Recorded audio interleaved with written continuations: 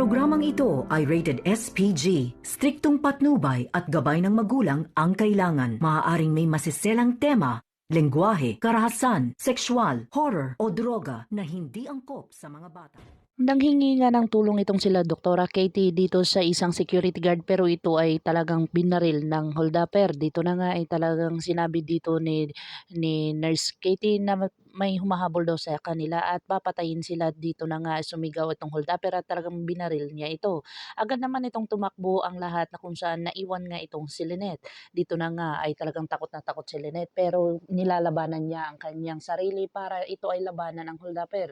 Dito niya na talaga napukpok ang holdupper na kung saan talagang bumagsak ito at talagang nakatakas ito at nakuha niya ang kanyang cellphone.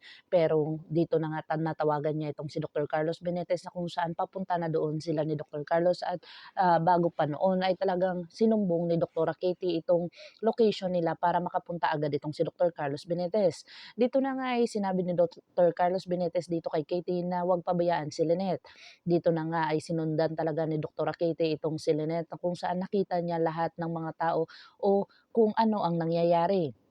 Dito na nga ay dumating itong si Dr. Carlos Benitez dahil sa tinawagan siya ni Lynette. Dito na nga ay talagang nagkasuntukan sila ng isang lalaki na kung saan dito na nga ay talagang nabagsak itong si Dr. Carlos Benitez. Dito na nga ay talagang naagaw kay Lynette ang baril na kung saan itinutok ni Lynette dito sa isang holdupper.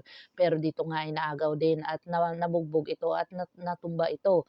Dito na nga nakita ni Dr. Kate na kung saan lumaban itong si Dr. Carlos Benitez pero ito ay nakaligtas at tumakbo ito palayo at iniwan ang kanyang asawa. Dito na tumawag ng mga pulis itong kasamahan ni Dr. Katie na kung saan agad-agad naman itong rumesbak at napapalapit dito na kung saan nakaalis na ang mga holdupper at sinabi dito na duwag pala ang asawa ni Lynette na kung saan ay talagang iniwan ang kanyang asawa na nakahandusay sa daan.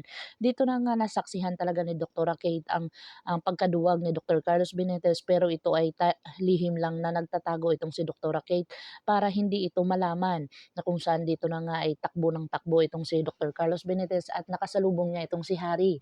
Dito na sinabi ni Dr. Carlos Benitez na wala daw at hindi niya daw nakita itong si Lynette kung saan napagtanto ito ni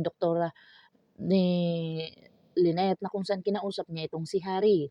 Sinabi dito niya kay Harry na ang tapang daw ng kanyang ama na katulad din daw nito si Harry na kung saan nagsinungaling itong si Dr. Carlos Benitez sa kanyang anak na si Harry na hindi niya daw nakita itong si Lynette.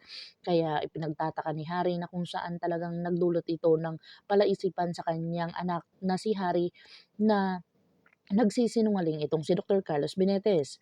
Napakaduwag pala ni Dr. Carlos Benitez na kung saan nag-angas-angasan lang o nagtapang-tapangan lang. Talagang dito na maibubunyag ang mga lihim ni Dr. Carlos Benitez dahil sa nalaman ni Dr. Kate, ang mga ginagawa ni Dr. Carlos dito kay Annalyn. At talagang porsigido itong si Dr. Kate na malaman ang katotohanan kung bakit at ganoon lang iniwan ni Dr. Carlos Benitez itong kanyang asawa.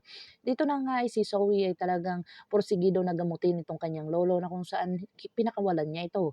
Dito na nga nakita ni Don Pepe ang baril na kung saan naibaril niya dito kay Zoe dahil sa nakatakas siya dito na kung saan bumalik ito sa pinagdadaanan niya dahil si Balahadja ay dumating. Dito na nga nag-usap ang dalawa na kung saan wag daw sasaktan ng kanyang lolo at hindi na maipapangako ni Balahadja kung ano ang kanyang magagawa. Dito na nga galit na galit itong si Moira sa pag nalaman niyang nakatakas itong si Don Pepe sa ginagawa ni Zoe na kung saan nabaril ni Don Pepe itong si Zoe dito. Pakakaabangan natin ang mga susunod pa na episode nito. Ang abot kamay na pangarap. If you like my story, please like, share, and subscribe para ma-update po kayo sa mga susunod pa. Yun lamang po at maraming salamat.